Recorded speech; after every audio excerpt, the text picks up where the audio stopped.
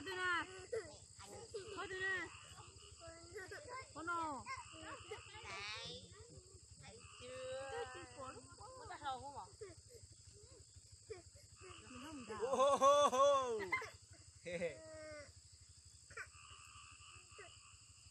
Nhớ mừng đạo. Nó khiến cho nó hình như cậu.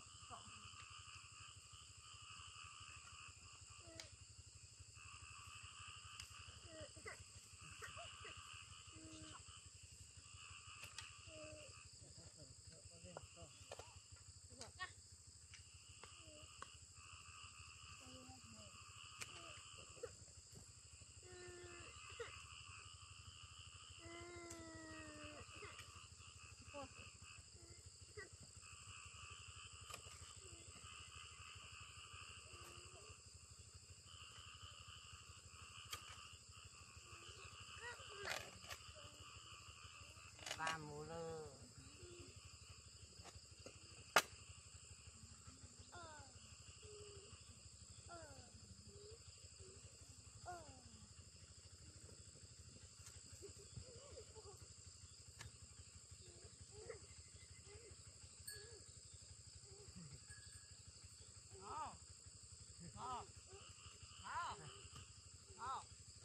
Thì sẽ được cái tên nào mà tá chính hay có bù biển á. Tú có sợ tụi nói có một xe, có một tiện, sợ kìa, sợ kìa nó, sợ không nói có một tiện, sợ rồi cô sợ nói có một tiện cũng là tì bé, tì là sắp bé à,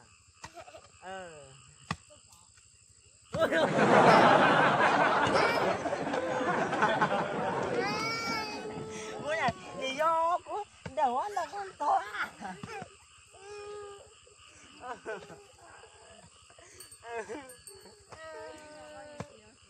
đầu là con to nó có chỉ bỏ nó tiết lộc po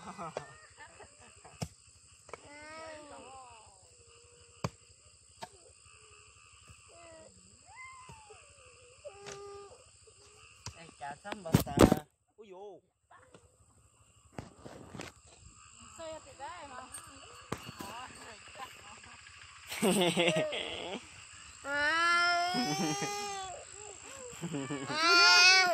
Một số cũng ra. Mọi người chế gì ạ?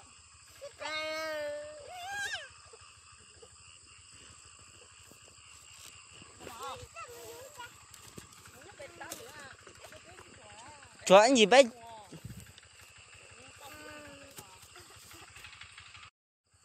ta là vắt lất tá hết rồi.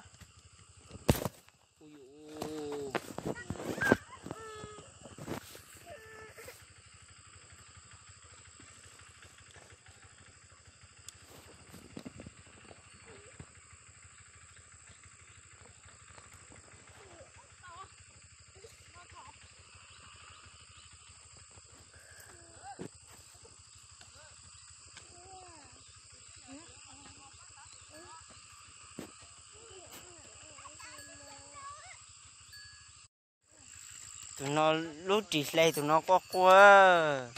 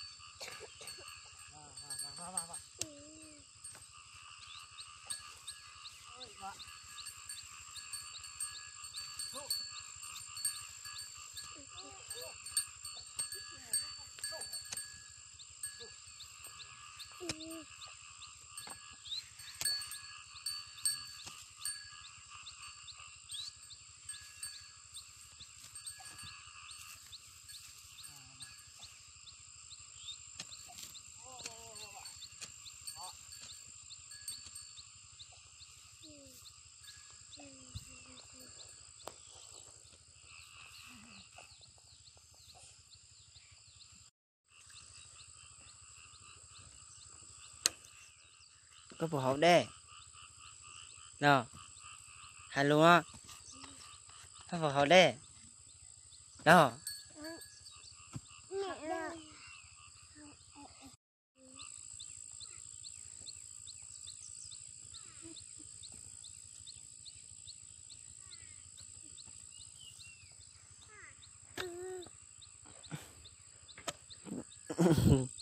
sao coi từ có anh chị con hạt trẻ nào sắp thấy được cơ